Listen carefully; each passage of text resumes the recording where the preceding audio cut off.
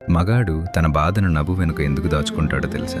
ఒక వయసొచ్చాక అతనికి సొంత ఇష్టాల కంటే బాధ్యతలే లోకమవుతాయి. నాకిది కావాలి అని అడిగే స్థాయి నుండి నా వాళ్ళందరికీ అన్నీ ఉన్నాయా అని చూసుకునే స్థాయికి అతను తెలియకుండానే ఎదిగిపోతాడు. లోపల ఎన్నో అణిచివేసిన కలలు, ఎవరికీ చెప్పుకోలేని బాధలు ఉన్నా జేబులో ఉన్న 100 రూపాయలను తన కోసం వాడుకోవటానికి 1000 సార్లు ఆలోచిస్తాడు. ఆ ఆలోచనలో స్వార్థం లేదు. తన వారిని లోటు లేకుండా చూసుకోవాలనే తాపత్రయం మాత్రమే ఉంటుంది. బయట ప్రపంచం ఎంత అవమానించినా ఇంటి గడప దాటగానే వాటన్నింటినీ మర్చిపోయి నవ్వాలి. ఎందుకంటే అతను నీరసపడితే చేతకాని వాడని, ఏడిస్తే బలహీనుడని ఈ సమాజం వేలెత్తి చూపిస్తుంది. తన కలలన్నీ బాధ్యతల కింద సమాధి అయిపోయినా పర్వాలేదు, కానీ తనను నమ్ముకున్న వారి కళ్ళంలో చిరునవ్వు మాత్రం చెదిరిపోకూడదు. మనసు విరిగిపోయినప్పుడు కూడా నేను బాగున్నాను అని చెప్పే ఆ అబద్ధం వెనుక ఒక అంతులేని సముద్రమంత ధైర్యం ఉంటుంది. తన భుజాల మీద ఒక ప్రపంచాన్ని మోస్తూ ఓటమి అంచున ఉన్న తన వారి కోసం గెలవాలని ఆరాటపడే ప్రతి మగాడు ఒక నిజమైన యోధుడు.